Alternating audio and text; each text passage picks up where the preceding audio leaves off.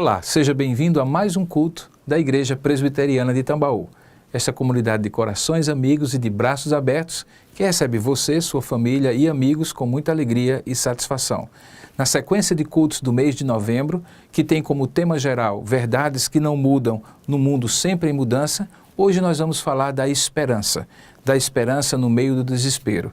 Essas duas contradições ou paradoxos da vida moderna, especialmente nesses dias, nesses tempos de insegurança, com tanto terror generalizado, como ter esperança quando todas as circunstâncias parecem ser desesperadoras. É isso que nós vamos abordar nesta noite. Bom culto, Deus o abençoe. Boa noite, irmãos, graça e paz do Senhor a todos. Amém. Todos nós, de uma forma ou de outra, e temos falado isso semana passada, em outros momentos, e certamente outros pregadores também o têm feito, temos sido diuturnamente, pela internet, pela televisão, pela mídia impressa,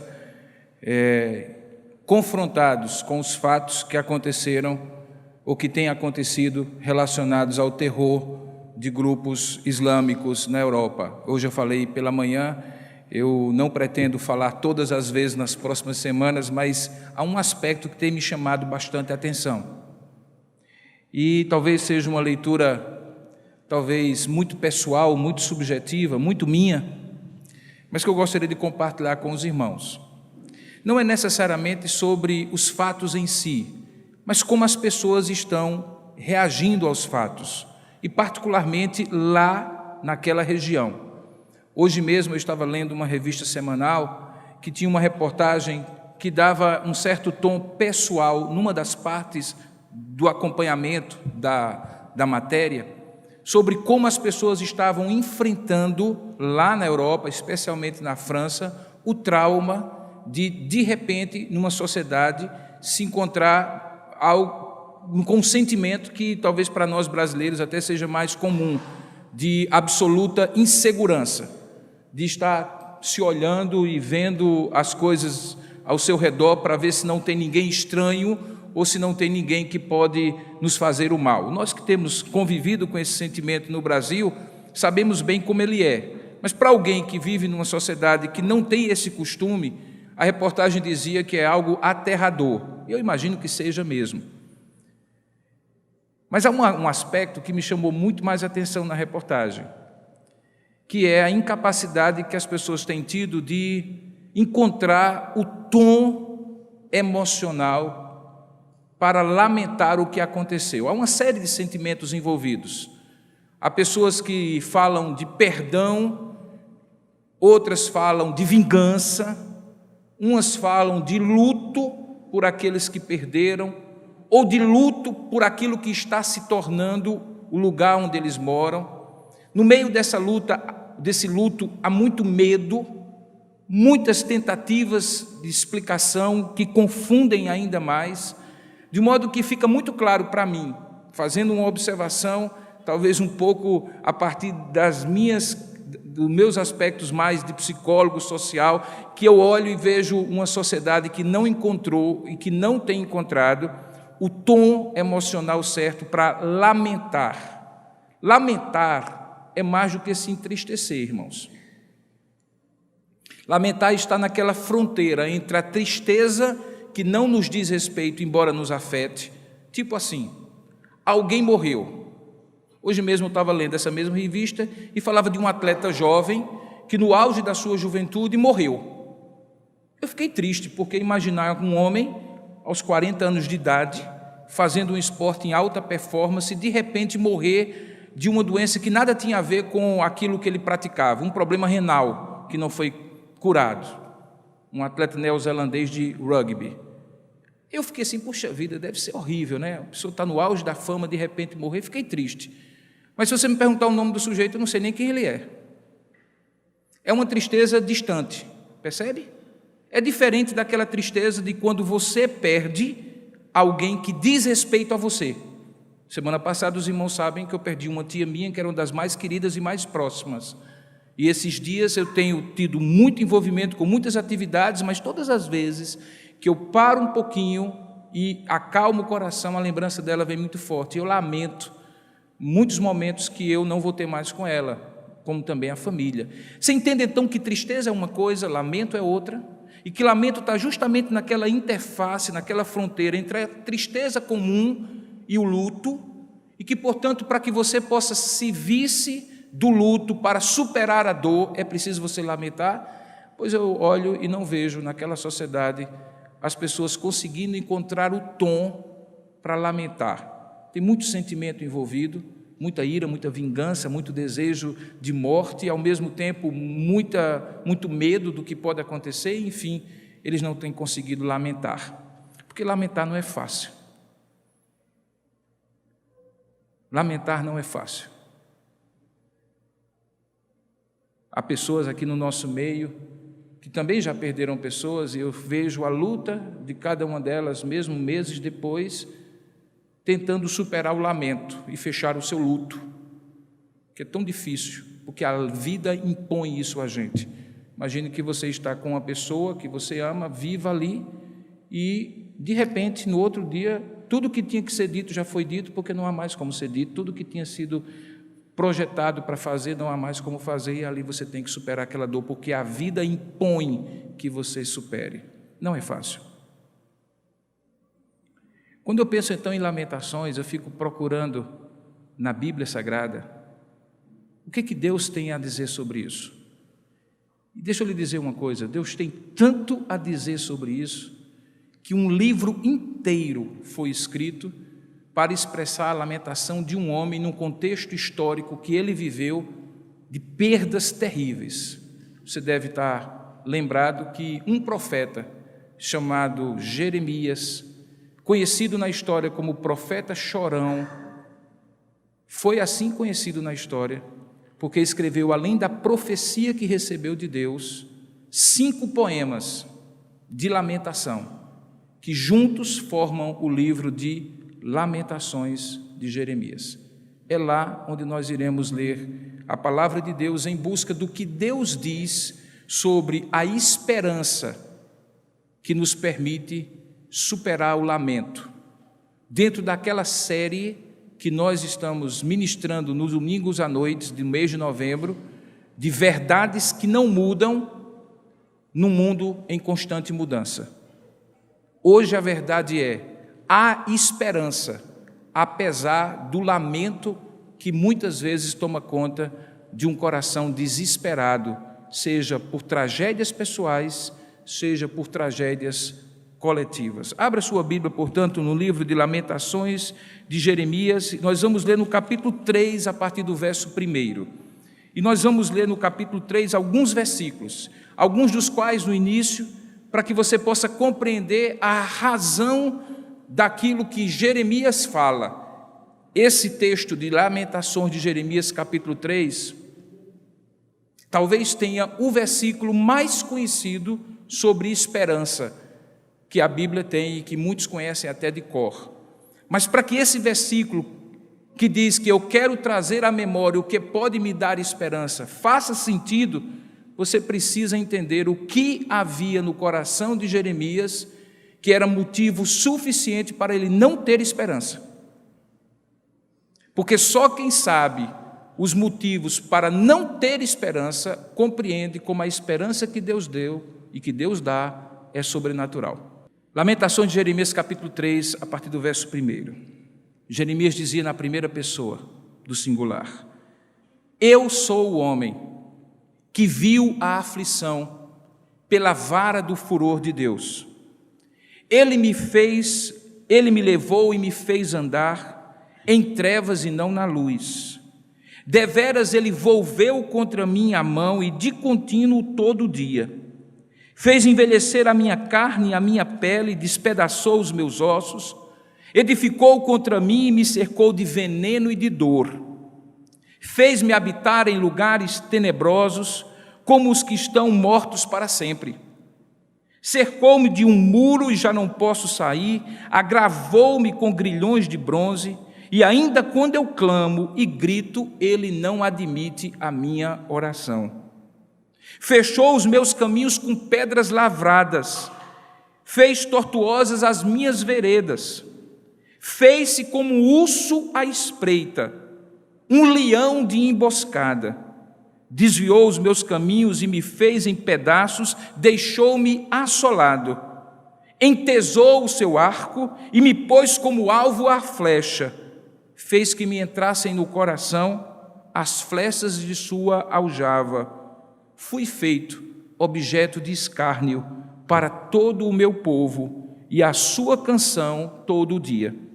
Fartou-me de amarguras, saciou-me de abismo, ou melhor, de absinto, e fez-me quebrar com pedrinhas de areia os meus dentes, cobriu-me de cinza. Afastou a paz da minha alma, esqueci-me do bem. Então disse eu: já pereceu a minha glória, como também pereceu a minha esperança no Senhor. Lembra-te da minha aflição e do meu pranto, do amargor, do absinto e do veneno, pois a minha alma continuamente os recorda e se abate dentro de mim. Mas eu quero trazer à memória o que me pode dar esperança.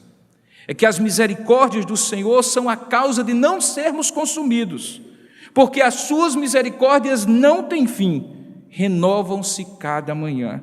Grande é a tua fidelidade. A minha porção é o Senhor, diz a minha alma, portanto esperarei nele. Bom e reto é o Senhor, bom é o Senhor para os que esperam por ele, para a alma que o busca. Bom é aguardar a salvação do Senhor, e isso em silêncio. Bom é para o homem suportar o jugo na sua mocidade. Assente-se solitário e fique em silêncio, porquanto esse jugo Deus pôs sobre ele. Ponha a boca no pó, talvez ainda haja esperança. Que Deus abençoe sua palavra. Vamos orar juntos? Ó Deus amado e querido Pai, nessa hora nós consagramos mais uma vez este lugar, para que não haja nenhuma agitação, nem humana nem espiritual, que possa roubar a Tua palavra, que vai ser ministrada agora dos nossos corações. Acalma o nosso coração, retira de nós toda a inquietação, reina aqui neste lugar, ó Santo Espírito de Deus, para que cada um de nós se sinta atraído e amorosamente preso à Tua voz. Ó Deus, fala conosco. Nós queremos trazer à memória o que pode nos dar esperança, mas não qualquer esperança. Não queremos um mero otimismo, queremos a esperança que vem do Senhor. Dá que possamos compreender que esta é uma verdade que não muda mesmo no mundo em desespero. É que aqueles que esperam no Senhor renovam as suas forças e podem trazer à memória a verdadeira esperança que está em Jesus. Fala conosco, Senhor, é o que nós oramos agora, em nome e para a glória de Jesus. Amém. Jeremias escreve esse capítulo 3 na primeira pessoa do singular, como um lamento pessoal. O lamento é mais do que um choro apenas, é um estilo de poesia hebraico. Há vários exemplos no livro de Salmos e aqui também no livro de Lamentações, de lamentos que são entoados, músicas, porque obviamente sendo poesia havia também uma melodia, uma harmonia, havia uma musicalidade, músicas que eram entoadas em momentos de tristeza. Algumas vezes eram tristezas pelo próprio pecado, e assim o lamento era um lamento de confissão, um tipo de salmo, um tipo de cântico. Outras vezes não era um lamento por confissão pessoal, mas um lamento diante dos fatos que estavam ali envolvidos e que abatiam a pessoa, e por isso ela lamentava diante das circunstâncias. Jeremias, aqui nesses 5 poemas que constituem o livro de Lamentações, lamenta não apenas por ele, pelas circunstâncias que estavam ali, mas porque ele conhecia as razões porque aquelas circunstâncias eram desfavoráveis ao povo de Deus. Imagine a seguinte situação: você faz parte do povo de Deus, você é um profeta de Deus. Você, obviamente, ouve o que Deus fala a você e, segundo o que Deus manda, você fala às pessoas. Profeta é a boca de Deus. Ele não cria histórias, ele não inventa percepções, ele não expressa sentimentos dele, ele ouve e transmite. Um profeta é um porta-voz espiritual de Deus. Mas aí, em dado momento, Deus fala ao seu coração que a palavra que ele tem para este povo é uma palavra de juízo, é uma palavra de condenação. O ano era por volta de 586, 590 a.C. O reino do norte em Israel, chamado Reino de Samaria, já tinha sido levado cativo pelos assírios, que naquela época era o povo mais dominador de toda aquela região. E Deus coloca no coração de Jeremias que a segunda etapa daquele juízo de Deus, veja que ele fala aqui como se ele fosse o povo de Deus e se refere ao juízo de Deus sobre si e sobre o povo. Deus fala ao coração de Jeremias que a próxima etapa seria a queda de Jerusalém, a capital do Reino do Sul. Imagine que você sabe dessa história primeiro que todo mundo, porque Deus revelou a você primeiro que todo mundo. E aí você recebe de Deus uma ordem: diga ao povo que não adianta orar, não adianta agora se arrepender, não adianta fazer aliança com o Egito contra os babilônicos, porque Deus já decretou que vai emitir o seu juízo, as portas de Jerusalém serão queimadas, essa cidade será arrasada e vocês passarão tempos e tempos na mão dos ímpios em exílio e condenação. Bom, quem é profeta não fazia concurso de popularidade, porque, entre outras coisas, profeta não é apenas aquela pessoa que fala sobre o futuro, mas é aquela pessoa que, por incrível que pareça, lembra o passado, da lei que foi dada e que foi desobedecida, e é isso que Jeremias faz. Ele disse: essa razão para que vocês não tenham mais o que fazer, a não ser submeter-se ao juízo de Deus, é porque vocês profanaram a lei do Senhor. Vocês abandonaram o Deus que fez com vocês uma aliança e serviram a outros deuses. Vocês profanaram o dia do Senhor, o sábado. Vocês ofereceram sacrifícios indignos diante do altar do Senhor, no templo do Senhor. Vocês desobedeceram, vocês se prostituíram espiritualmente e moralmente. Vocês, como nação, desobedeceram a Deus e quebraram a aliança. Por causa disso, Deus haverá de emitir o seu juízo e os babilônicos serão o chicote de Deus sobre vocês, e isso não há nada o que vocês possam fazer. Por mais que o profeta Jeremias estivesse acostumado a trazer palavras duras para o povo, por mais que o profeta Jeremias pudesse não ter nenhum tipo de problema em ser simpático ou não ao povo, imagine você o que é trazer uma notícia dessa. Aquilo que ele esperava acontece.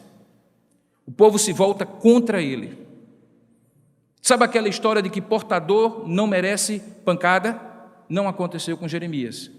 Ele era o portador e foi ele que mereceu a pancada. Se você ler o livro de Jeremias, você vai ver que ele chega a ser jogado num poço no meio de Jerusalém para morrer apodrecido ali, porque muitos imaginavam que ele era um agente secreto dos babilônicos, que estava dentro de Jerusalém para comer, corroer, destruir o moral do povo, dizendo que eles não tinham o que fazer, que eles deveriam se submeter aos babilônicos e simplesmente aceitar a derrota. Por conta disso, Jeremias então passa por um verdadeiro calvário pessoal. Ele é descrido, ele é perseguido, ele é abandonado, ele sofre pessoalmente toda a rejeição de um povo que não queria entender que aquilo que ele falava não falava por si mesmo, mas que era uma advertência de Deus de um fato que já Deus tinha decretado e não havia o que fazer. O povo deveria, antes de tudo, submeter-se ao juízo de Deus e esperar pela clemência, graça e misericórdia de Deus lá no exílio, porque o exílio não seria mais revertido, já estava decretado por Deus. Ele sofre pessoalmente com isso, e por isso a tristeza dele não é aquela tristeza que eu falei na introdução desse sermão, uma tristeza distante. Ele sente na pele.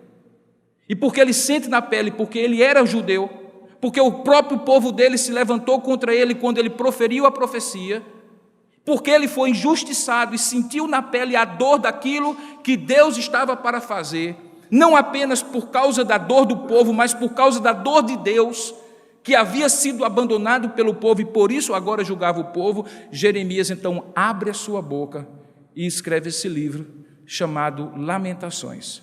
Lamentações pessoais, mas lamentações em nome de um povo que estava ali na iminência de ser levado cativo, como de fato aconteceu, por 70 anos na Babilônia. Esse livro é escrito a posteriori.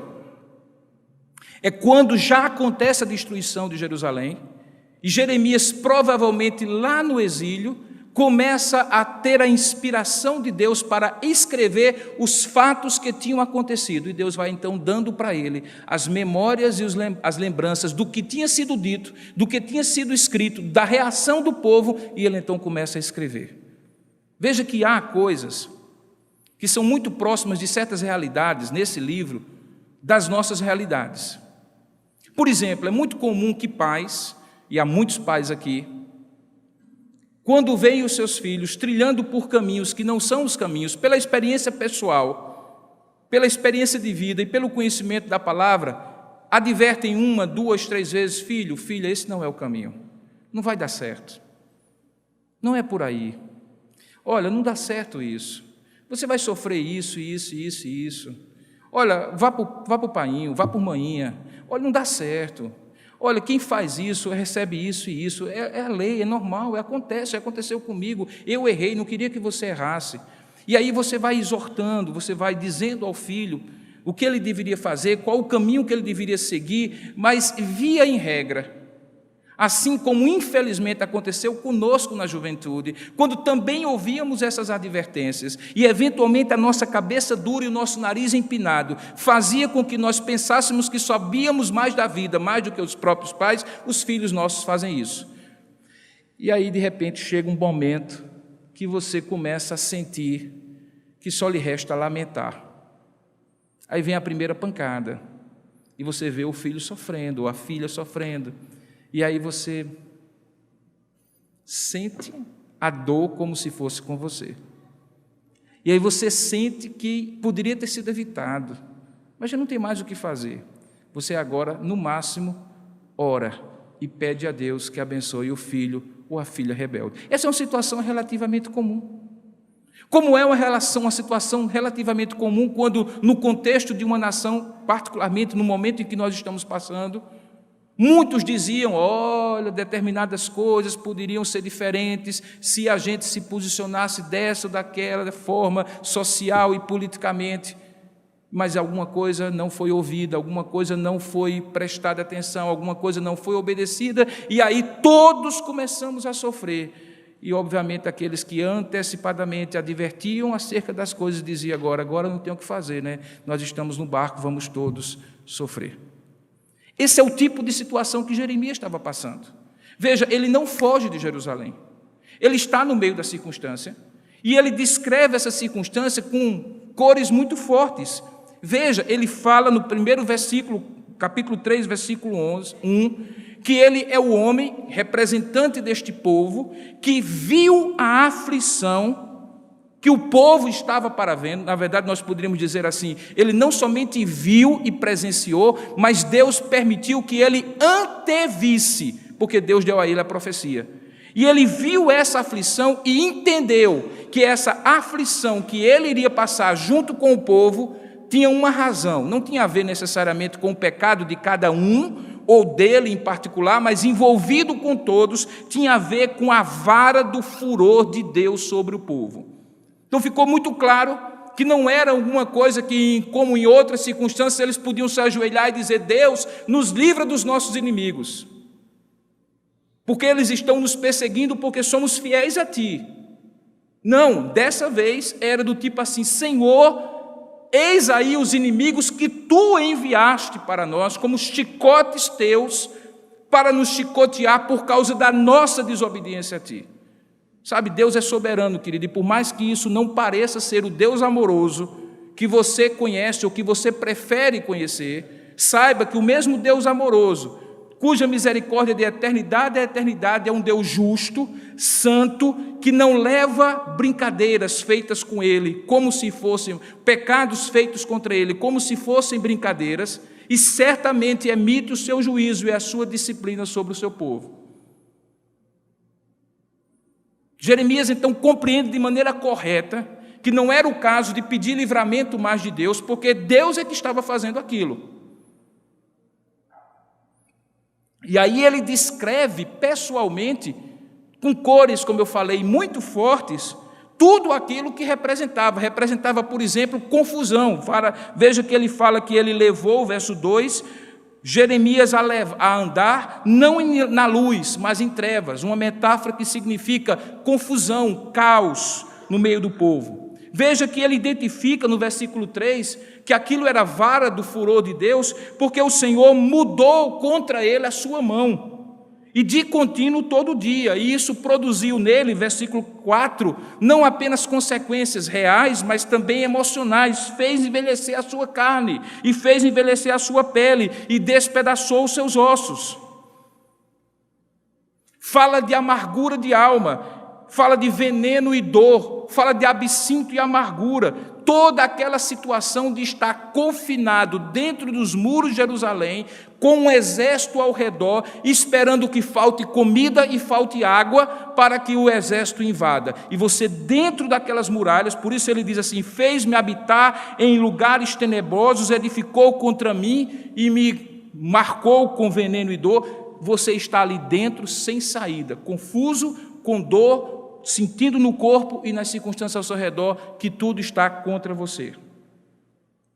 Ele vai descrevendo em todo o versículo, e então no versículo 18, ele diz o seguinte: então disse eu, conclusão das conclusões, acabou a minha glória, minha vida acabou. A glória de Deus em Jerusalém acabou. O que nos separava dos demais, por nunca termos visto isso acontecer, acabou. Agora somos como todas as outras nações.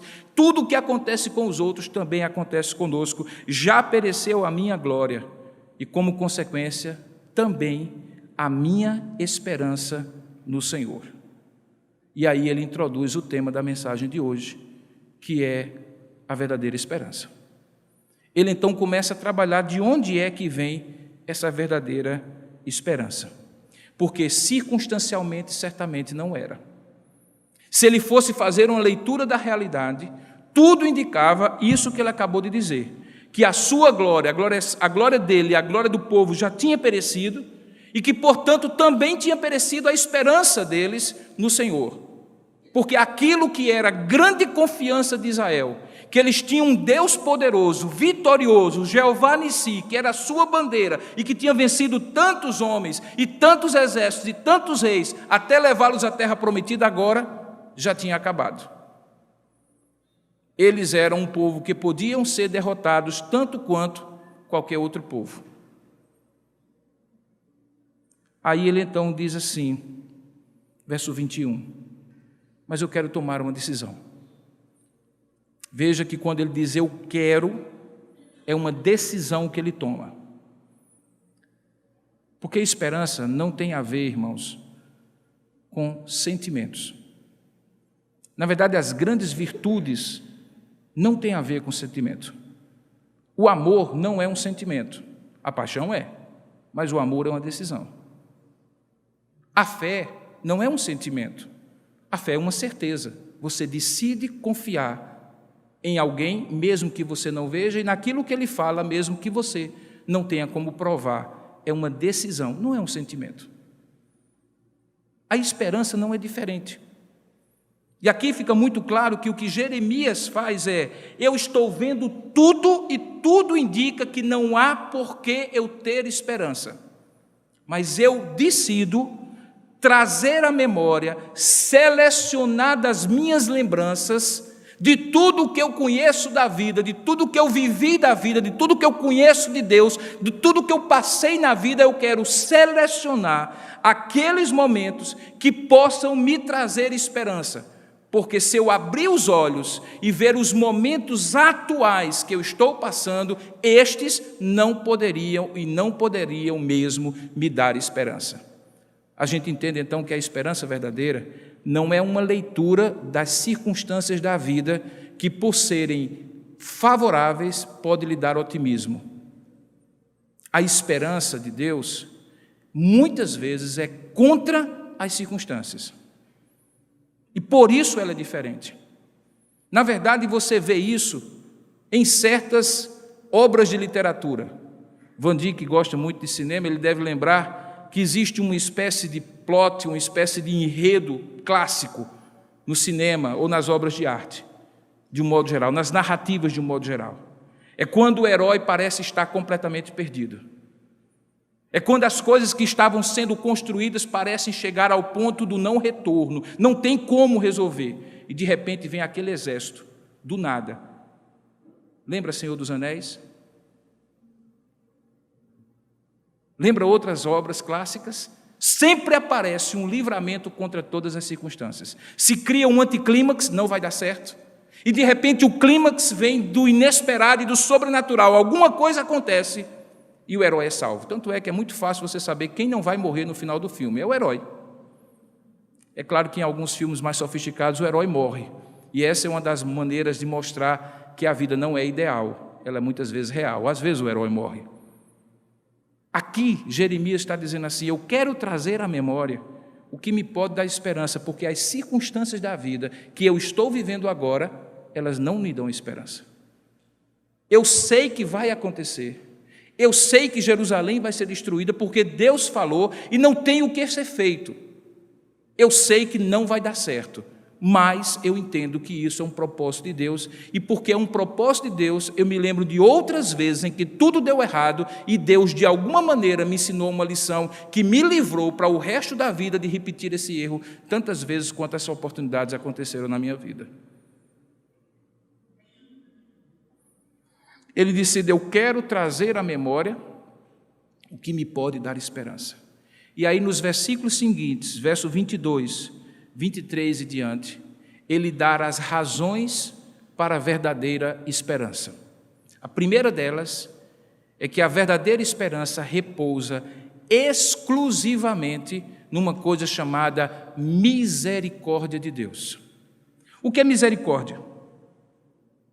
A Bíblia de Genebra define assim: misericórdia é frequentemente traduzida como amor imutável.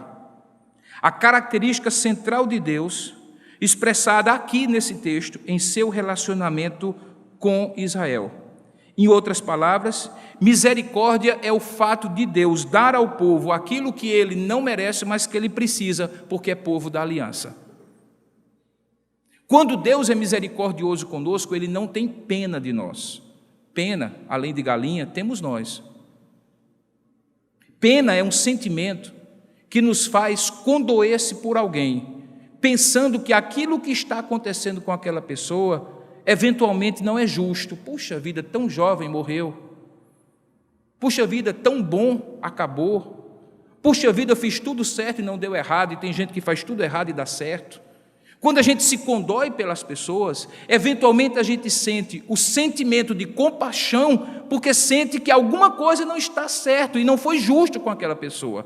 Misericórdia é quando a gente tem certeza que o juízo de Deus é justo, que realmente nós merecemos aquilo que merecíamos receber e estamos merecendo, porém podemos apelar a algo que só Deus tem para nos dar, que é um amor incondicionável e fidelíssimo, que nos dá não aquilo que merecemos, mas aquilo que precisamos, porque fez um pacto conosco de nos abençoar como povo da aliança. Você entende então que é aquela situação em que um pai e um filho estão de alguma forma conflitados, ou que um esposo e uma esposa estão de alguma forma conflitados, mas existe um pacto entre eles, e existe uma coisa que não pode ser dissolvida, é o fato de que um prometeu ao outro que aquilo que eles iriam viver, viveriam independentemente das circunstâncias. Não é isso que falamos no casamento, na alegria, na tristeza, na saúde e na doença, e assim por diante?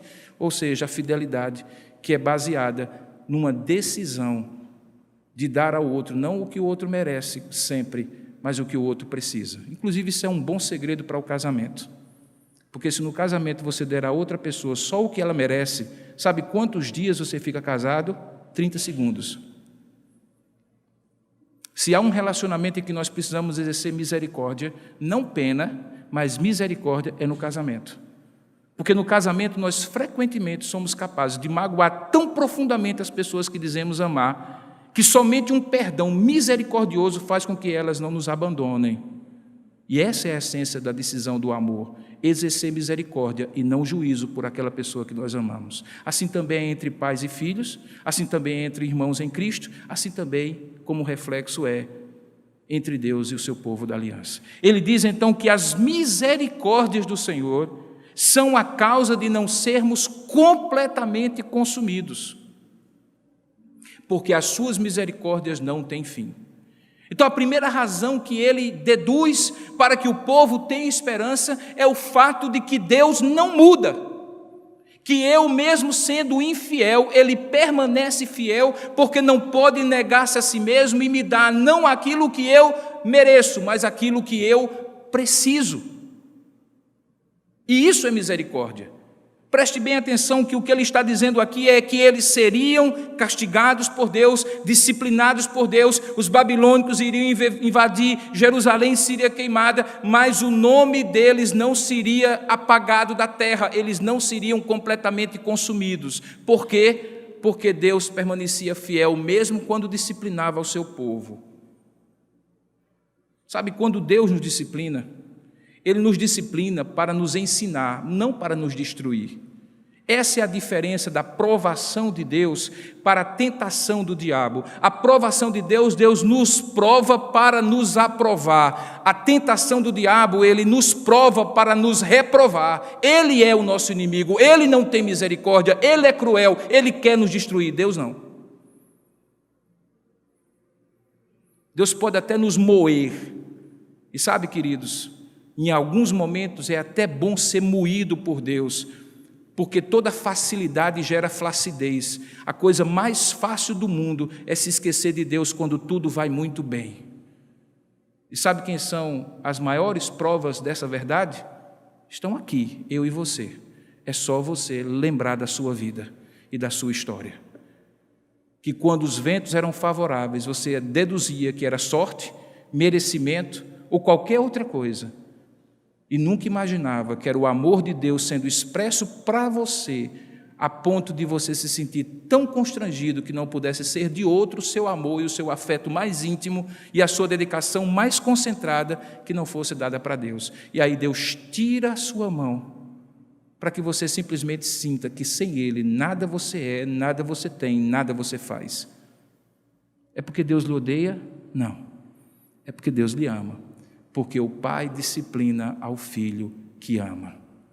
Se você precisar chegar para um filho meu e corrigi-lo, sabe quem é o fracassado da história?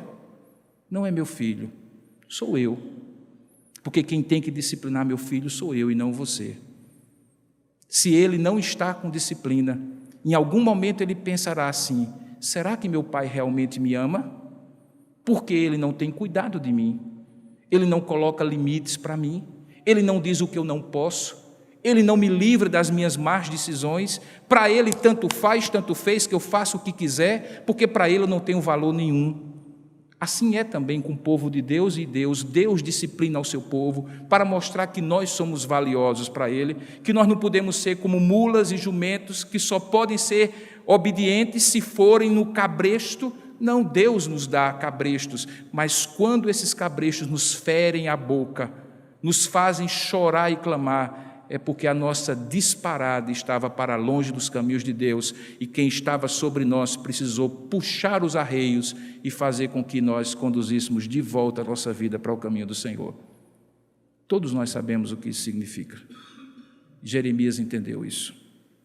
A base, então, da esperança não pode ser mérito próprio. Porque eu mereço, Deus deveria ser bonzinho para comigo.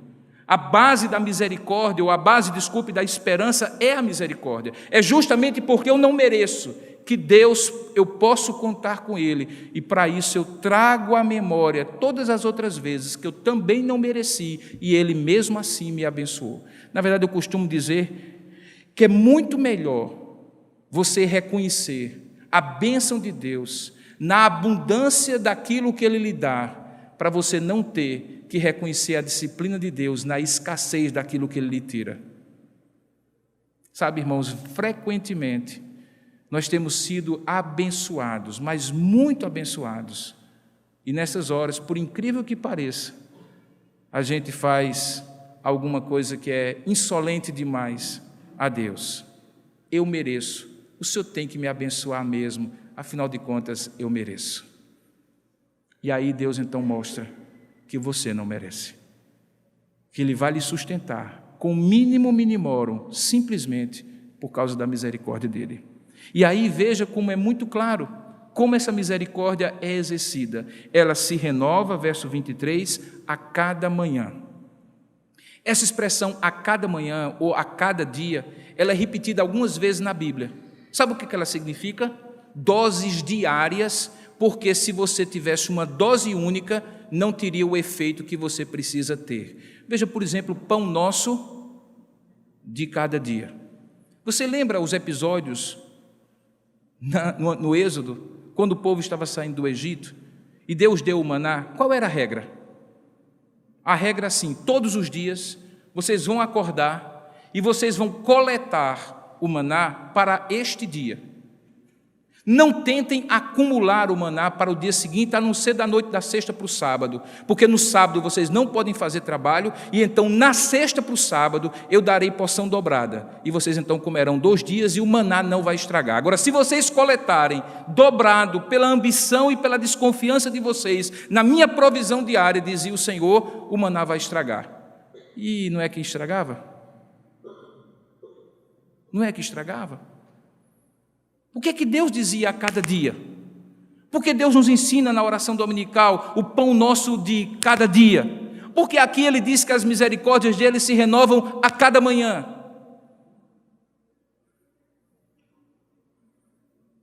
Porque Ele sabe que se nos desse tudo o que Ele tem para nos dar de uma vez só, nós não precisaríamos mais dEle, precisaríamos só do que Ele nos deu.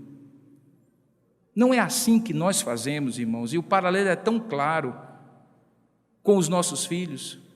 Na medida em que nós queremos ensiná-los a dar valor às coisas, o que é que nós fazemos? Os que usam, por exemplo, a metodologia de dar uma mesada, você dá o dinheiro do ano todo ao menino? Não, você a cada semana dá aquela porção e diz: olha, esse dinheiro aqui você tem que dividir por 7 partes. E todo dia você vai comprar o seu lanche no colégio, vai sobrar alguma coisa, e vai sobrar alguma coisa para o final de semana. Se você usar tudo num dia, vai faltar no outro. Mas se nós que somos pais, imperfeitos e limitados, entendemos que ao darmos além daquilo que cada dia precisar, a criança não vai dar valor àquilo que nós demos, quanto mais o nosso Deus, que conhece a nossa estrutura e sabe que somos pó. Ele então nos dá o pão nosso de cada dia e nos ensina que a misericórdia dele, nós vamos depender dele a cada dia. Para que eu não faça aquilo que os americanos têm uma expressão, os ingleses têm uma expressão que é take for granted, ou seja, ter certeza de que está garantido. Quando você tem certeza que está garantido, você não dá valor ao que você recebe e nem tampouco tem afeto pela mão que lhe abençoa. Porque, afinal de contas, mais do que você, é aquilo que você dá que fica valorizado. Deus então diz: não, eu vou dar misericórdia, Jorge, mas é a cada manhã. Não, Nina, eu vou dar misericórdia, mas é a cada manhã. Não ache que porque eu dei a misericórdia de hoje, Rômulo, a de amanhã estará garantida. Amanhã eu darei outra misericórdia. E assim Deus faz. Porque a fonte da esperança nossa é o que nos faz treinar e esperar cada dia, irmãos. Porque a esperança precisa ser renovada a cada manhã, porque ela é baseada exclusivamente na misericórdia de Deus, que não pode falhar. Daí porque você consegue então entender, quando chega no versículo 24, e é dito o Senhor, e é dito o seguinte, veja como as coisas parecem não fazer sentido, mas estão conectadas. O argumento todo era que a fidelidade e a misericórdia de Deus eram a causa deles não serem consumidos, a base da esperança. Aí quando chega no verso 24, ele usa uma expressão muito curiosa, ele diz: a minha porção é quem? Não o que Deus me dá, mas o que Ele é. Por que ele não diz assim: a minha porção é o que Deus me dá a cada dia? Teria sentido, não teria? Porque de fato é, a minha porção é o que Deus me dá a cada dia. Hoje Deus me deu a porção do dia, amanhã eu não sei se Ele vai me dar a porção do dia, porque eu não posso garantir nem sequer que eu termine esse sermão. Amanhã, quando eu acordar com vida e saúde, se eu acordar com vida e saúde, eu entenderei que Deus me deu mais um dia, uma porção para viver. Mas veja, ele coloca o foco na pessoa de Deus para nos ensinar que a fidelidade de Deus, a certeza da nossa esperança não pode estar baseada nos benefícios que recebemos de Deus, mas no próprio caráter de Deus. É porque Deus é misericordioso, é porque Deus é fiel, que ele diz: a minha porção é o Senhor. Sabe, irmãos, na terra, nós só temos uma segurança. Na terra, nós só temos uma garantia. Na terra, nós só temos uma companhia que jamais nos abandonará. Na terra, nós só temos uma confiança. Na terra, nós só temos uma pessoa que não vai falhar. Na terra, nós só temos uma pessoa que podemos realmente confiar, independente das circunstâncias. Essa pessoa é Deus.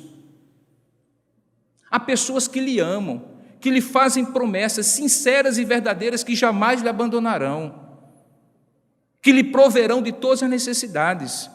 Eu sou capaz de morrer pelos meus filhos, mas em algum momento, talvez eu mesmo morrendo, não possa garantir a eles o que eu prometi a eles, porque eu sou finito, imperfeito, não conheço todas as coisas e não posso todas as coisas, mas Deus conhece e Deus pode. Se tem alguém em quem eu posso firmar os meus pés e dizer assim: nesse eu posso confiar, nesse eu realmente posso confiar e posso esperar, porque ele não muda e jamais mudará. A sua esperança é esperança firme, porque está ancorada no seu caráter, no caráter do Deus Todo-Poderoso, soberano, Senhor da vida e da morte. Esse é Deus.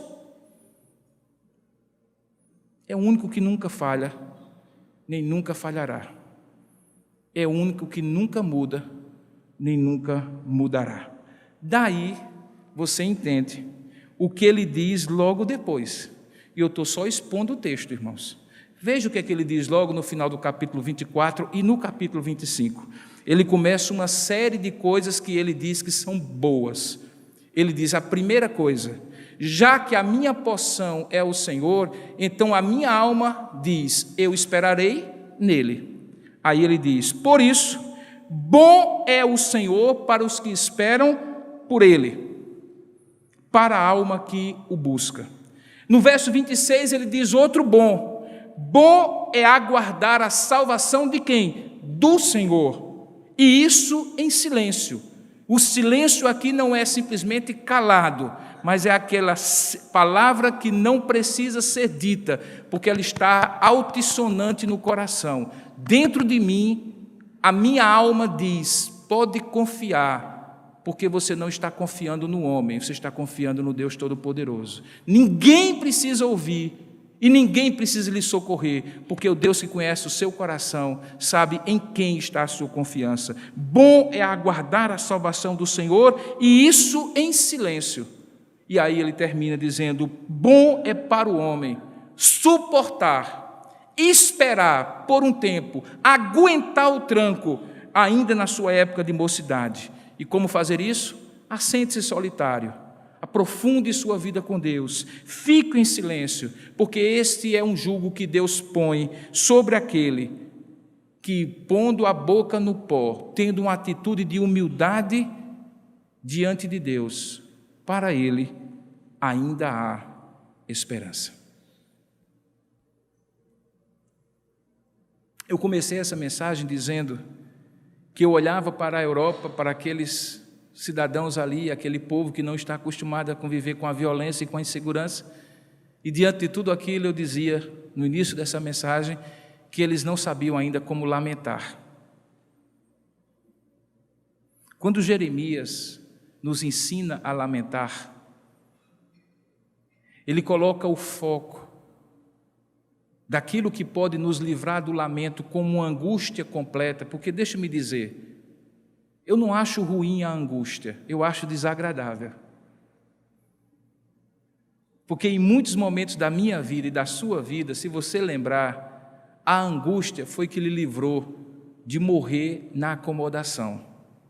Foi quando você disse: eu não aguento mais, que você buscou a Deus e Deus lhe livrou. Há uma história que muitos de vocês conhecem, de um sujeito que tinha só aquilo que era o básico para viver. E basicamente o básico para viver dele era uma vaquinha que lhe dava todos os dias o queijo e o leite que ele comia com a família. Mas ele não conseguia prosperar em nada. Até que um belo dia passou um sujeito na porta da fazenda dele e disse assim: empurre a vaquinha no precipício. Mas como? É o que eu tenho para viver. Ele disse: empurre, joga a vaquinha para ela morrer.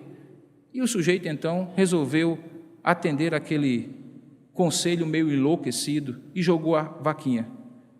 No outro dia ele acordou e disse: cadê meu leite? Cadê meu queijo? E não tinha nenhum queijo, nenhum leite. E ele angustiou-se. E na sua angústia ele começou a pensar: o que é que eu posso fazer agora? E ele olhou e viu que tinha terra, e que a terra era boa.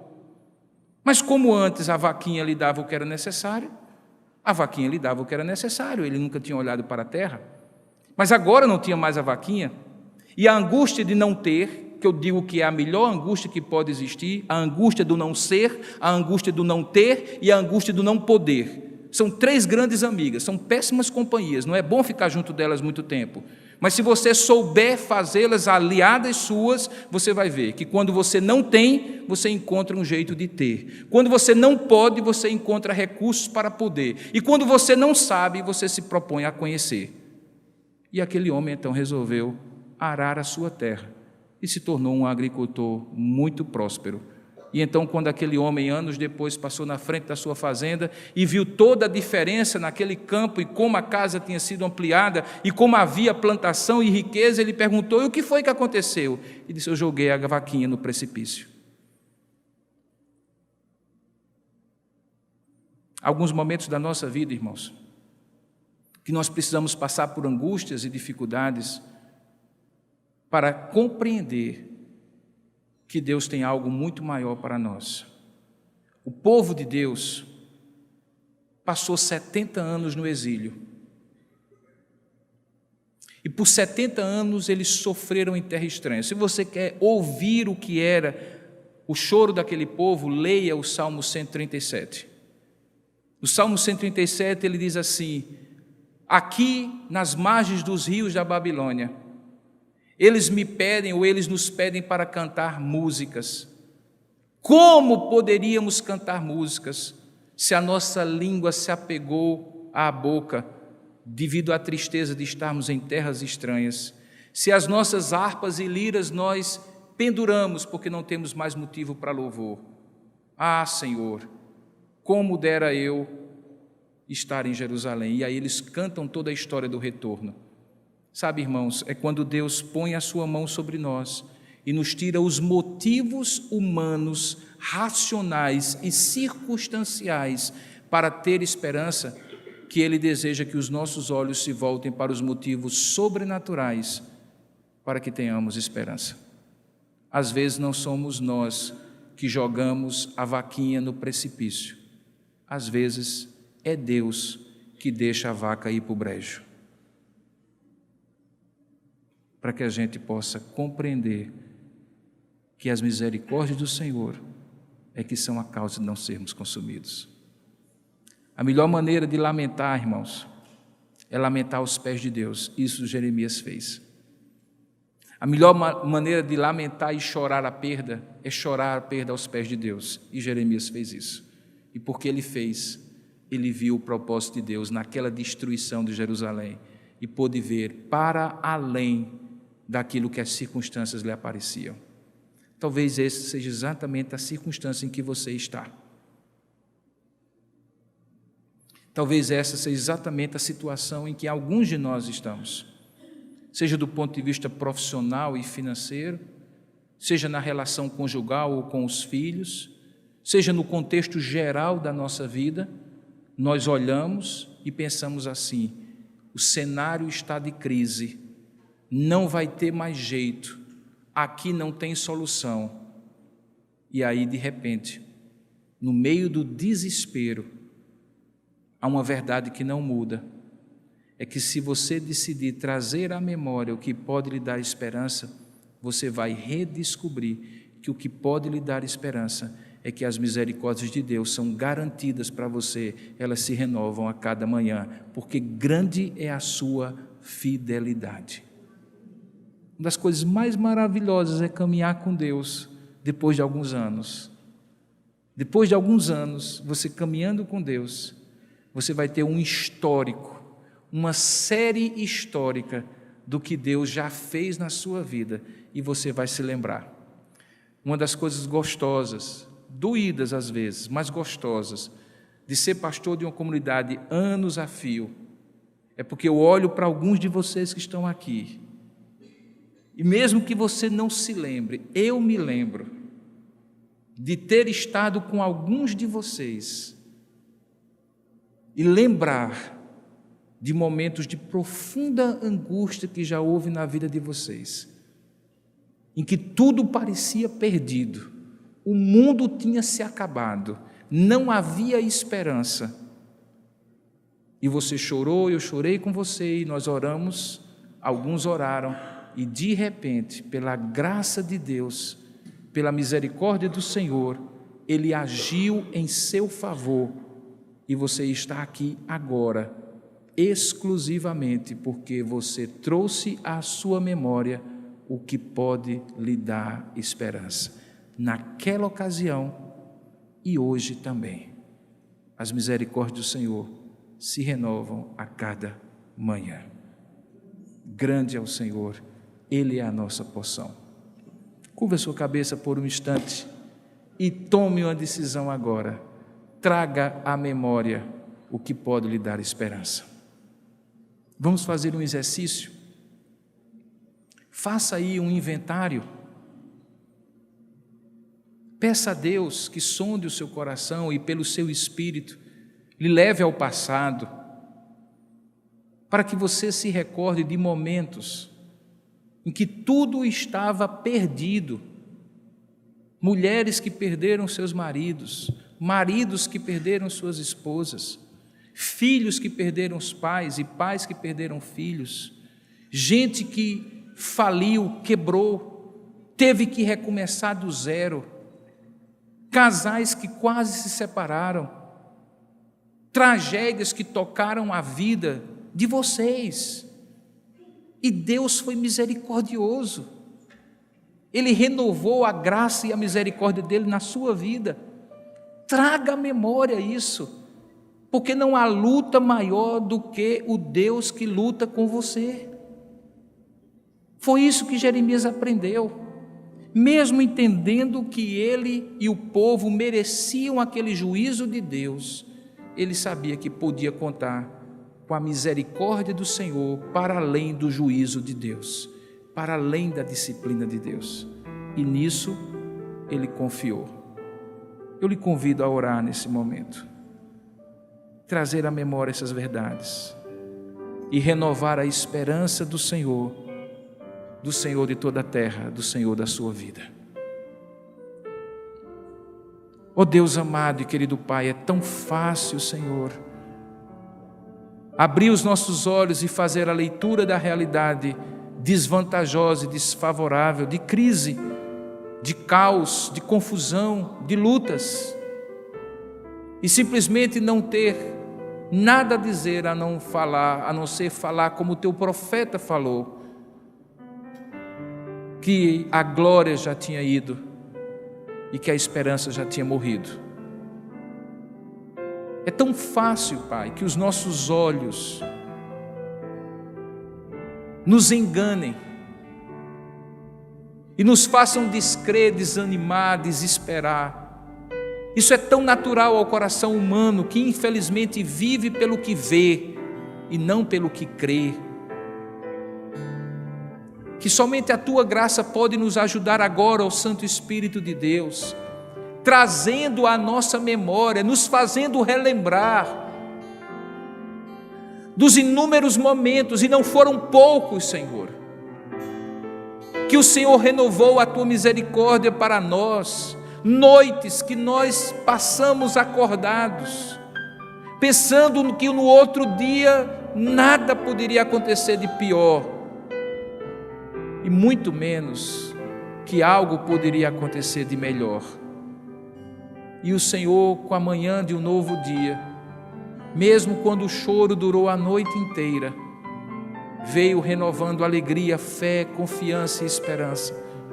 Quantos de nós, ó Pai, pensávamos que não iríamos aguentar e o Senhor nos fortaleceu? Quantos casamentos o Senhor, de alguma forma, livrou-nos? Quantas vezes choramos e clamamos por filhos, por pessoas que amamos, vendo, ó Pai, que as coisas iriam de mal a pior. O Senhor eventualmente até permitiu que o juízo do Senhor fosse realizado, mas o Senhor nos livrou da consumação completa, de sermos destruídos em tudo e por tudo. E por isso estamos aqui te oferecendo esse culto, porque se não for o Senhor, se não for o Senhor, nenhum de nós sequer estaria aqui. Ó Deus, traz ao coração de cada um dos teus filhos agora essa certeza de que esperança não é alguma coisa simplesmente que a gente ancora no futuro, com bons prognósticos, com bons planos, com boas projeções, mas esperança a gente ancora no passado, em Ti, no Teu caráter, no Teu propósito, na Tua aliança para conosco.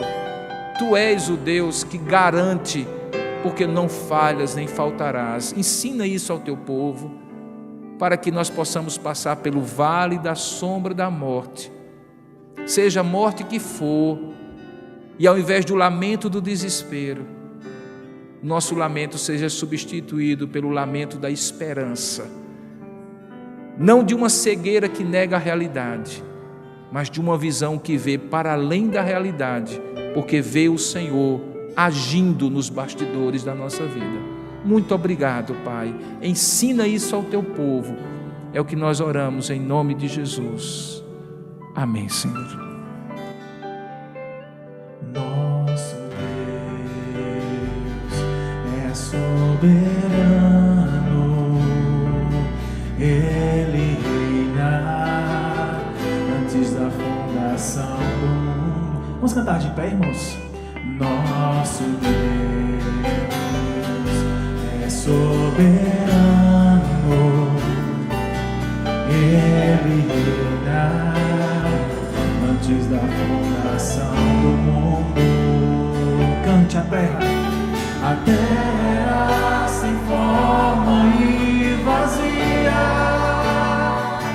mas o Espírito do nosso Deus se movia sobre a face das águas.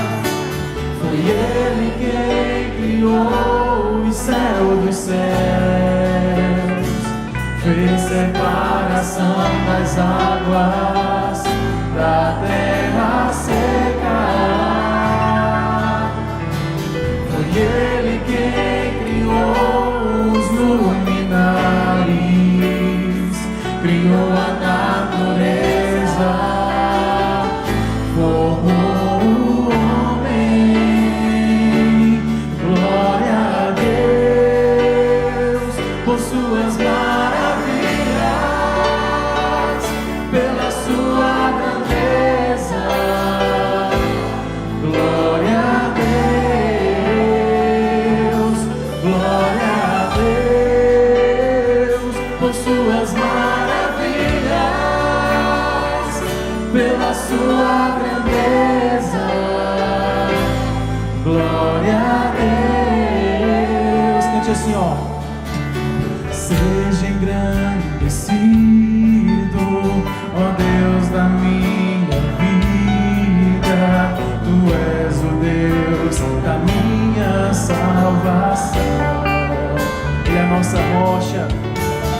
És a minha rocha, a minha segurança.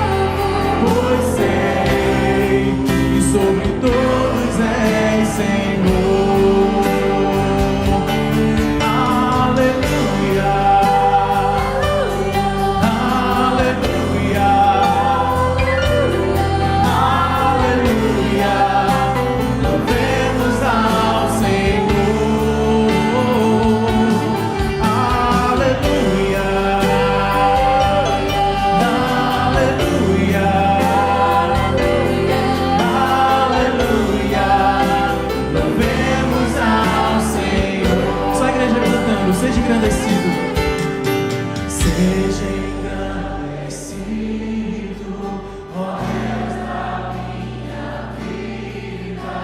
Tu és o Deus da minha salvação. Essa minha rocha, a minha segurança, meus lábios sempre te exaltarão. Diga aleluia. Aleluia. Eu te louvo, pois sei que sobre todos és Senhor. Os homens cantam, as mulheres respondem. Aleluia. As mulheres. Nós te louvo. Diga, pois sei que sobre todos és Senhor. Diga bem forte. Aleluia. Aleluia. Aleluia. Louvemos ao Senhor. Aleluia. Aleluia. Aleluia. Louvemos ao Senhor.